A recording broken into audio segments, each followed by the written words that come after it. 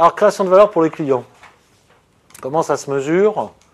Eh bien, pour le client, la création de valeur est totalement subjective, puisque la création de valeur peut être représentée par l'écart entre la qualité perçue d'un produit et son prix. Alors, quand on parle de qualité, c'est au sens le plus général du terme. Adapté aux besoins, solide, ergonomique, fonctionnel, innovant, tout ça, ce sont des déclinaisons de la qualité. Adapté aux besoins. J'avais quand même oublié l'essentiel. Donc, il y a création de valeur dès lors que la qualité perçue, dans ce sens-là, est supérieure au prix payé par le client. Alors, notez, et c'est ça que doit rechercher l'entreprise, qu'il existe une compatibilité de la création de valeur pour l'entreprise et pour les clients. On n'a pas parlé de la création de valeur pour l'entreprise. C'est simple. La création de valeur pour l'entreprise, c'est augmenter son chiffre d'affaires, augmenter ses marges, augmenter son profit. Donc comment cette création de valeur-là pour l'entreprise est-elle compatible avec celle des clients? Alors, si vous étudiez le schéma que je vous présente, vous apercevez que, effectivement, à force d'action de l'entreprise, vous avez une qualité perçue du produit qui peut s'améliorer parce que l'entreprise a tenu compte des besoins de ses clients et donc a amélioré son produit en permanence. Du coup, comme le produit a été amélioré et que la satisfaction client est supérieure, on a pu faire augmenter le prix du produit. Ça peut être une décision marketing, mais ça peut être aussi une décision liée à la production, parce que l'amélioration du produit peut coûter, dans l'absolu aussi. Donc, on a fait progresser le prix du produit. Dans le même temps, en interne, l'entreprise a pu maîtriser davantage son coût de production. Donc, sa marge, la différence entre le prix du produit et le coût du produit, augmente. La marge de l'entreprise augmente, donc la création de valeur pour l'entreprise a bien lieu. Et dans le même temps, il y a une création de valeur pour le client. Pourquoi? Parce que le prix a augmenté moins vite que la qualité perçue. Et donc, c'est dans ces démarches-là que les entreprises doivent s'engager. Créer de la valeur pour son client n'est pas forcément créer moins de valeur pour l'entreprise, bien au contraire. Donc, c'est pour ça que la réflexion de la création de valeur, aujourd'hui, elle prédomine dans toutes les activités marketing.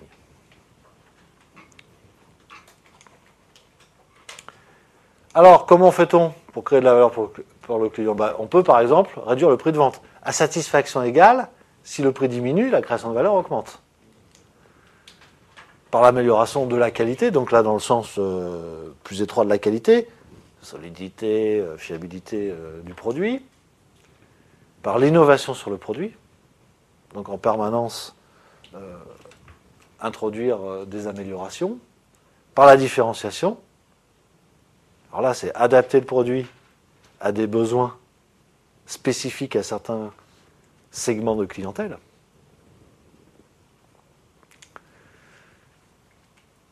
Et d'une manière générale,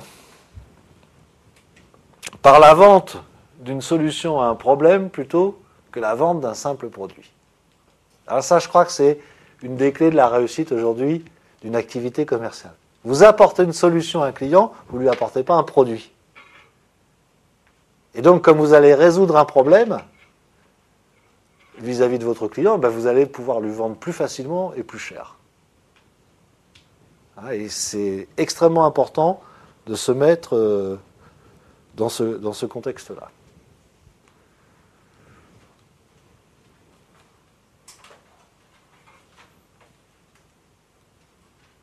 Si vous prenez par exemple la Darty Box, chez Darty, ils ont tout compris à ce niveau-là. Ils ne vous vendent pas un boîtier.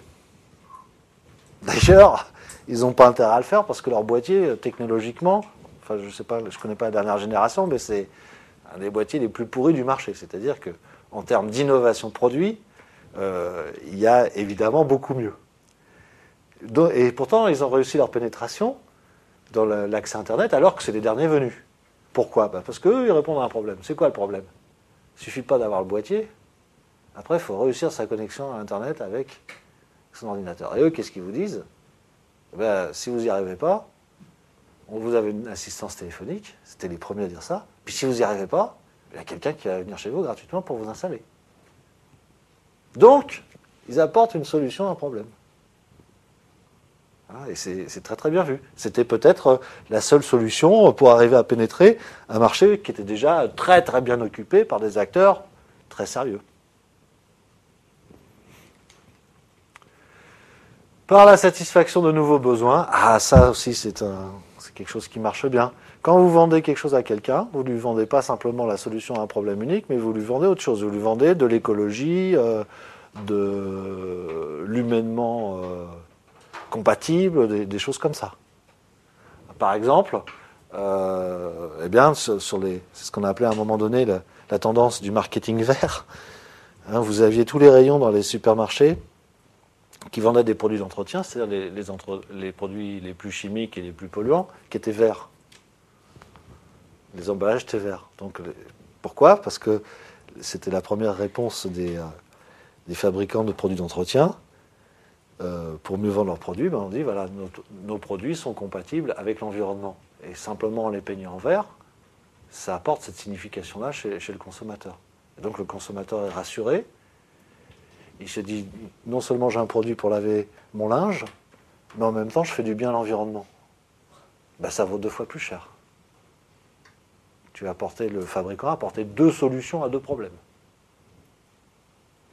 D'accord ? Donc c'est aussi extrêmement important. Bon, en sortant de cette caricature, parce qu'évidemment ça ne dure qu'un temps, des fois c'est quand même un peu plus pensé et un peu plus sérieux, mais effectivement quand on apporte des réponses humanitaires, par exemple le commerce équitable, le succès du commerce équitable c'est ça.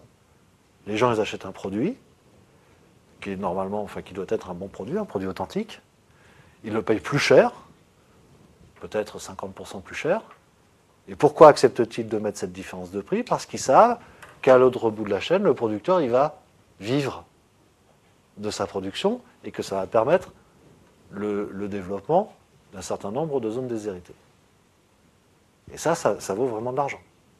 Donc, les recettes marketing qui marchent, ce sont celles qui utilisent ces principes-là. Donc, la création de valeur pour les clients est au centre des préoccupations. Depuis que le marketing a envahi les entreprises, a pris le pouvoir dans l'entreprise, évidemment.